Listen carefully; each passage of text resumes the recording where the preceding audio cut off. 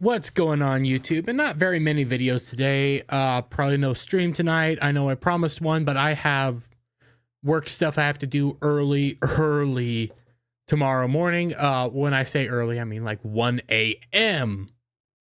So Ballbusters ain't happening. I'm sorry. Nor is my stream with CJP, but that's getting pushed. Everything will be fine, but hey. Real life has to come first. Back to the main topic, though. Main topic. Transformers. For those of you who haven't seen some of my Transformers videos, I'm actually a huge fan of Transformers. I'm a big fan of Transformers. I don't have it on me right now, but I do have Armada Unicron. I love Armada.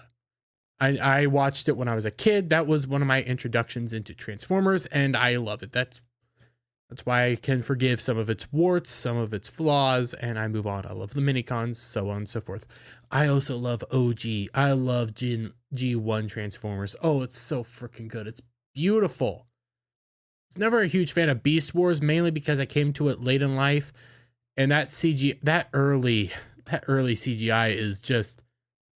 The story supposedly ages really well. That CGI doesn't age well. That stuff's dog dookie, and I've never been able to get over it. It scares me. But I like Transformers. I like it a lot. One of my favorite characters is you could say Optimus Prime, but it was always Megatron. I love a good Megatron. I love the villains. But Transformers is coming out. When you think Transformers, what is the main thing you think? You think Optimus Prime, Megatron, Bumblebee, in my case, Hotshot because of Armada, and Cybertron, what have you. You think Red Alert, Ratchet, Starscream, Scourge, Scorponok. Oh God, I love Scorponok. Scorponok, fantastic character, especially in Headmasters. What you don't usually think about is the Wikis. The human characters, because all the human characters are, even in Armada, were the stand-ins for the viewers. That's one of the flaws of many flaws of the Michael Bay movies, is they focus too much on the humans, not enough on the Transformers. Then they did big explosions. The Transformers are the main focus of Transformers, not the human connections. Now, there's some good human connections. Of course, Bumblebee with Wikis, but that's OG. Your main focus for Transformers is how the Transformers interact within the world.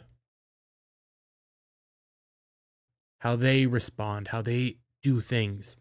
That's the main focus. That's something that the movies haven't been able to get right. And they just do giant robots fighting each other. So, we got another movie coming out. Transformers Rise of the Beast producer on how it differs from Michael Bay's movie. Well, I know this is Collider, and I got this from Bounding Into Comics, and I think Bounding Into Comics did this part of this interview from Collider a whole lot of disservice, because they only focus on one part. They ignored the other part. I think we are about to see possibly the worst Transformers movie to date. I think we are about to see arguably the last Jedi of Transformers. Not only are we getting the racial element, where they are pushing racial connotations, talking about black and brown people. That was from the directors and the actors, talking about how it is important to do that. We're also getting something just awful. So the question, Collider, with Rise of the Beast, I think a lot of people want to know, how does this movie compare to previous movies in terms of tone? Is this unique? Bonventure, who's the producer, I think the overall architecture of this movie is definitely unique for this movie.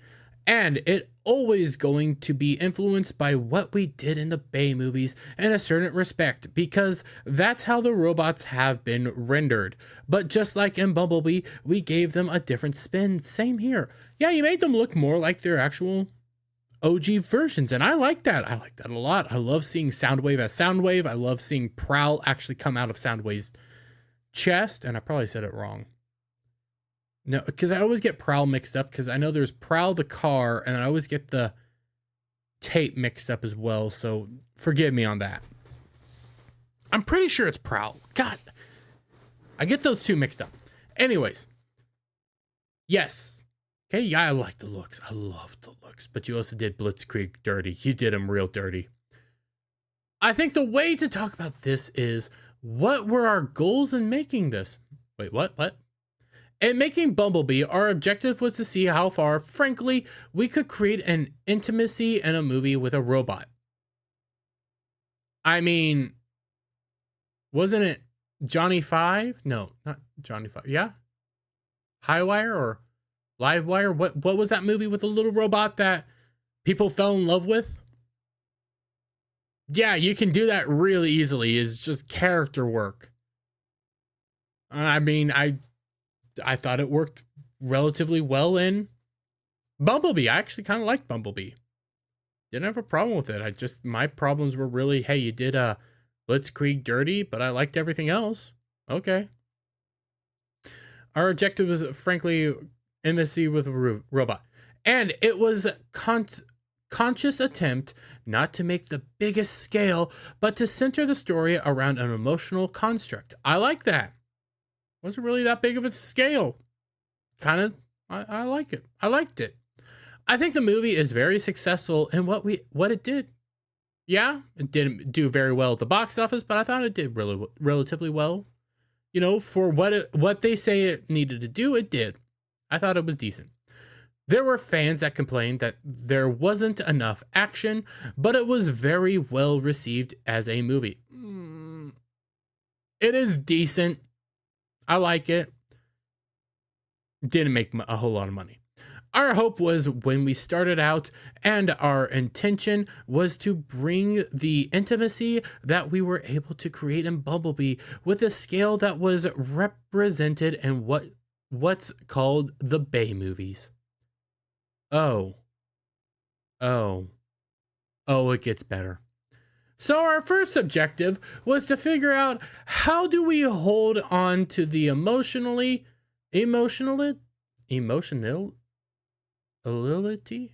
So I did say that. Emotionality of the experience for the humans that are going through it, and our decision was to give them character arcs that are more significant than we've done before. Oh my god. So why did the character arcs in Bumblebee work out and not in like the big budget movies? Why were they, besides maybe the first one? Because in Bumblebee, the story was Bumblebee connecting with a human. That was the story of Bumblebee. That's why it was very self-contained. That's why some of the human moments actually worked. Very small, like you said. That's why it works there. Why didn't it work in like Transformers 2, 3, 4, 5?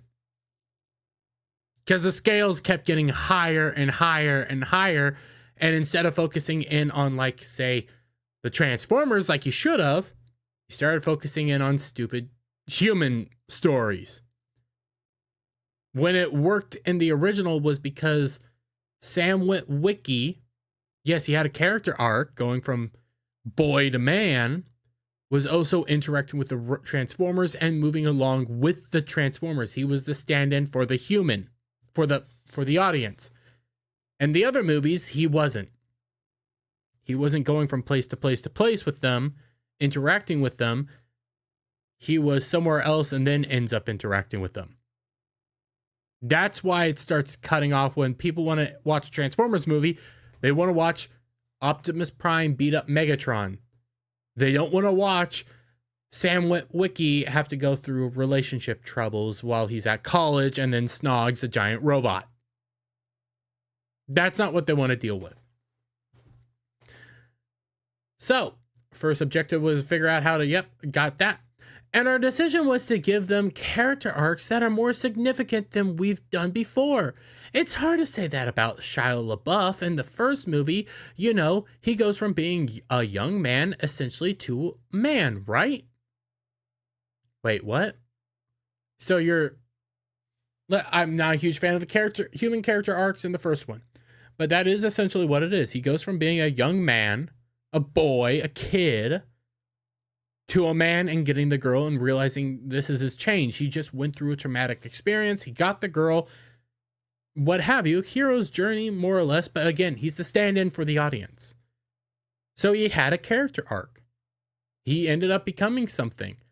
Then it kind of got thrown away. But you're trying to make something better than simply a hero's journey? What? In this case, Anthony Ramos and Dominique Fishback's characters are both characters who are trying to find their way in life and in a cultural society that's not making it the easiest for them. Oh, fuck. They're black and brown people that are struggling in a cultural society. This is set in the 90s, by the way.